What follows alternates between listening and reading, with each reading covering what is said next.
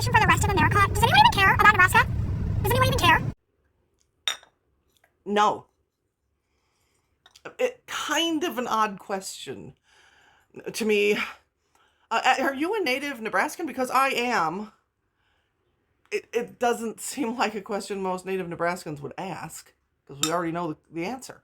We're flyover country. We're in the Midwest. We only have about 2 million people in the state, and most of them are concentrated on the eastern side.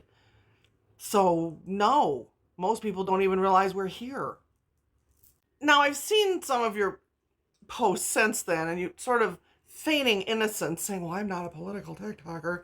Well, you asked a question that was a very loaded political question, with the tariffs and the news about Nebraska farmers and ranchers going bankrupt.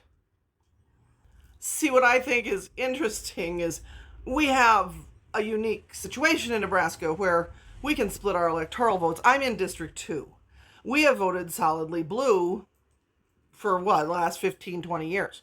The rest of the state just derps along solidly red, living in their own little Republican bubble of 1953, thinking that Ward and June Cleaver are the icons of America still. And they're not. I mean, I'm actually very grateful that I left the state for almost 30 years. I came back in 2012, but I experienced other cities, other states, other cultures, thank God, and I got an education. I broke out of that bubble that so many of you desperately want to stay in or return to. The other districts in Nebraska that solidly are red and completely voted against their own interests and desperately want to get rid of the blue dot by making it a winner-take-all state. They've tried that once in the legislature and it failed. Pillen tried to shove it through right before the election. It failed again. Of course, now they've reintroduced it again. You were the first districts to start screaming and crying about losing your farms and ranches. You're in the find out portion. And quite honestly, there isn't a damn thing the Democrats can do to save your asses. I mean, maybe talk to the person who you elected. See if he'll give you a subsidy or bring back some of the ways you used to sell your wheat or cattle, or bring back the workers that worked in the slaughterhouses and beef industry. About 65% of them are undocumented, right?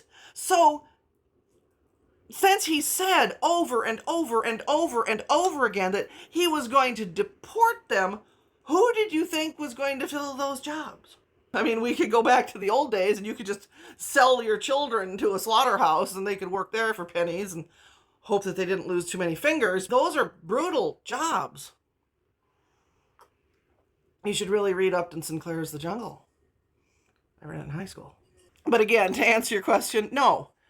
Nobody cares about Nebraska, and now we look like the biggest pile of doofuses ever because a majority of the state voted against their own interests, and now they're going bankrupt. Go Big Red!